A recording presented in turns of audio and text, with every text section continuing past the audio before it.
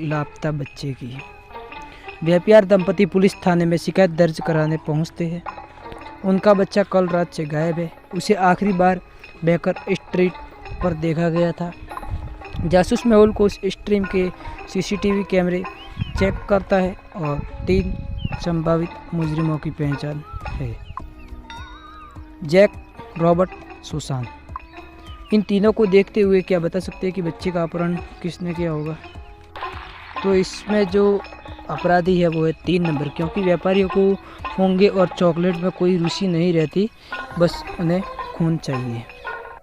एक और कहानी, नकली पासपोर्ट। पुलिस को सूचना मिलती है कि एक अपराधी हवाई अड्डे से भागने की फिरार में है। जासूस मेहुल अपने सहयोगियों के साथ हवाई अड्डे पर पहुंचता है। आगे जांच करने का पता चलता है तो अपराधी के पास जो पासपोर्ट है वह नकली है। पुलिस 2 संभावित की पहचान करती है।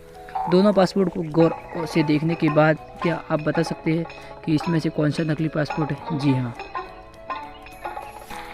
तो इसका नकली पासपोर्ट है वो है A नंबर का, 1 नंबर का। यानी कि आप अगर पासपोर्ट की तारीख पर ध्यान दोगे तो पता चलेगा कि इसमें 31 अप्रैल तो होता ही नहीं है, तो ये नकली पासपोर्ट है। एक और कहानी, मिस लिली स्थानीय अस्पताल में नर्स का काम करती थी। अस्पताल में मरीजों के रूम में मरीजों को चेक करने के लिए पहुंचती थी और मरीजों की राय और जाय और काय जानती थी। लिली ने उनको सलाइन लगाई और लिली ने उनसे कहा, मेरे आने तक बिस्तर से उठना नहीं। वो लिली अपने फिर से ऑफिस में जाती है। फिर वापस आते ही उसको समझ आ गया कि तीनों में से एक मरीज अपनी जगह से उठा था। तो उसमें से जो मरीज उठा था वो उठा था जॉय, क्योंकि जब मिस लिली उन्हें सलाइन लगा रही थी जॉय फ़ोन पर बात कर रहा था। जब वह वापस आई तब जॉय का फ़ोन चार्जिंग पर लगा था। एक और कहानी, ड्रैकुला पैलेस में डकैती। ड्रैकुला ड्रैक अपने घर में चोरी होने की सूचना देता है। सभी चांदी की वस्तुएं चोरी हो गई थी। जासूस मेहुल वारदात की जांच के लिए आता है। ड्रैक बताता है कि चोर ने उसका अदरक का सूप भी पी लिया है और उसने एक जूते भी चुरा लिए हैं।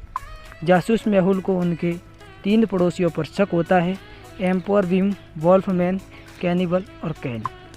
तो इनमें से आप ज़रा बताएंगे, अगर आपको कुछ भी उम्मीद है तो आप कमेंट में ज़रूर बताएं। तो इसका जो असली जो है वो है कैनिबल, क्योंकि व्यापार चांदी से डरते हैं और वॉल्फ जूते नहीं पहनते हैं, इसलिए वही असली चोर है।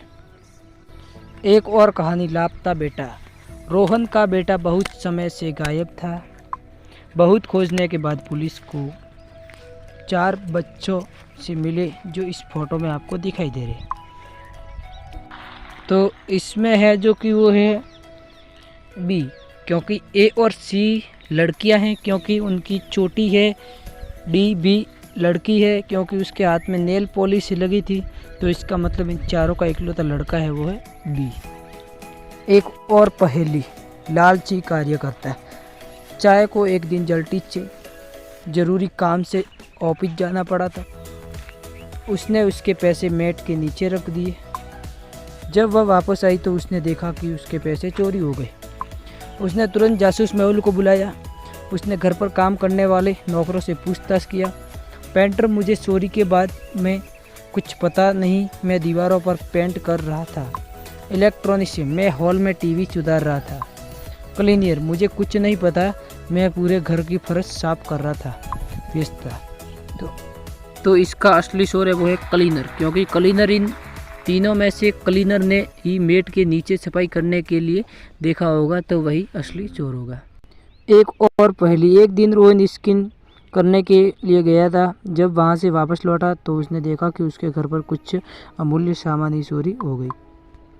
जब जासूस मेहुल ने घर के बाहर चोर के पैरों के निशान देखे, उसका शक रोहन के परिवार वालों पर गया और उनसे पूछताछ की। रोहन के चाचा ने कहा कि उनके पैर में चोट है और वह व्हील चेयर का उपयोग करने हैं, तो वह चोरी नहीं कर सकते।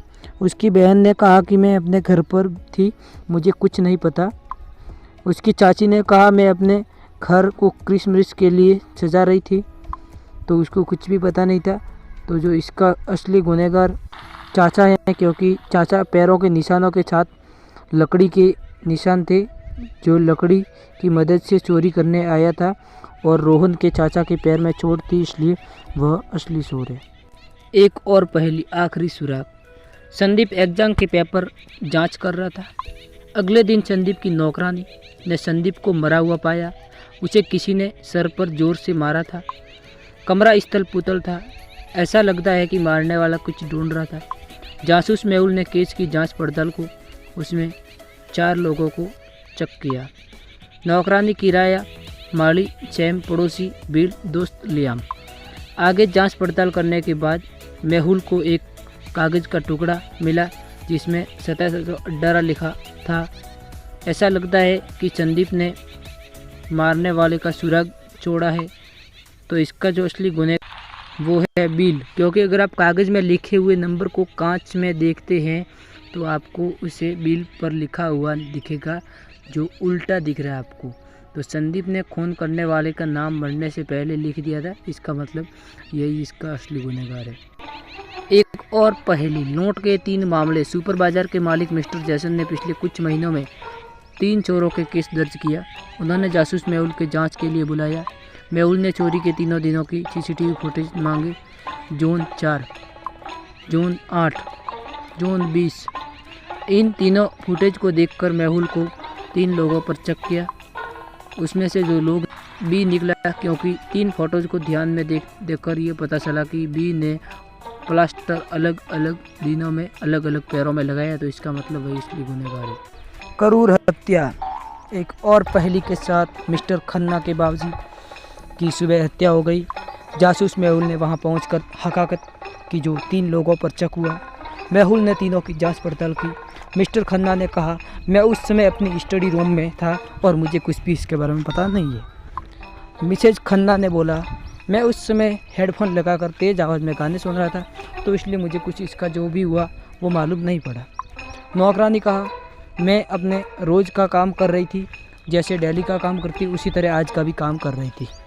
तो इसकी जो असली गुनहगार है वो है नौकरानी, क्योंकि नौकरानी जब बावर्ची के पास खून से लगा एक कांटा मिला, नौकरानी के पैर में ताज़ा चोट लगी थी, तो उसने बावर्ची को उसने ही मारा है। तो इसका मतलब यही असली गुनहगार है और यही एक असली चोर है। बाकी आज इतनी ही पहेलियाँ। मिलते हैं किसी और नए वीडियो में। आप हमारे चैनल के साथ जुड़े रहिए, चैनल को सब्सक्राइब कीजिए, लाइक कीजिए और अपने दोस्तों के साथ ज़रूर शेयर करें। आपको इसी तरह की कहानियाँ और पहेलियाँ इस चैनल पर आपको देखने को मिलेगी। तो धन्यवाद।